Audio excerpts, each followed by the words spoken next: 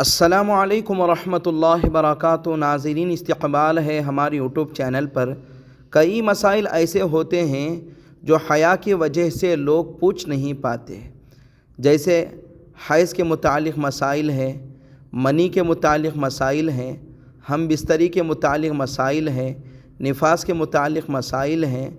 لوگ شرمندگی کی وجہ سے یہ مسائل پوچھ نہیں پاتے، اور سوشل میڈیا پر جو بیان کردہ مسائل ہیں اس کو سن کر وہ اسی پر عمل کرنے لگ جاتے ہیں۔ یہ تحقیق بھی نہیں کرتے کہ بولنے والا معتبر عالم دین ہے یا نہیں ہے۔ بہرحال، اگر آپ کا ایسا کوئی مسئلہ ہو تو ضرور ہمیں کمنٹ کریں، انشاءاللہ آپ کا جواب دیا جائے گا۔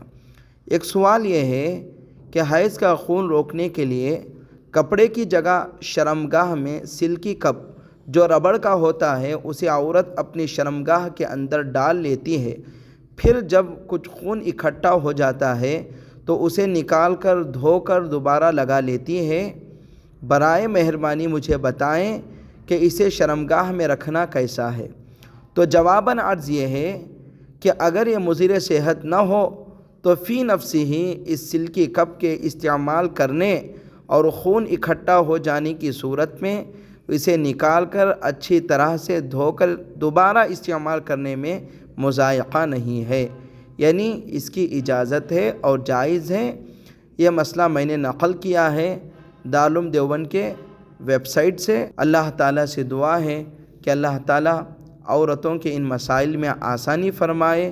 آپ حضرات سے درخواست ہے، جو معتبر علماء کرام ہیں انہی سے آپ مسائل سنیں، انہی سے آپ مسائل معلوم کریں، ادھر ادھر کی من گھڑت باتوں میں نہ آئیں، نہ جو غیر معتبر ہیں ان سے ایسی چیزوں کے سوالات کریں۔ اللہ تعالی ہم تمام لوگوں کو اس کے احکامات پر چلنے اور رسول اللہ صلی اللہ علیہ وسلم کی سنت کے مطابق زندگی گزارنے کی توفیق عطا فرمائے۔ آمین۔ جزاک اللہ خیرہ۔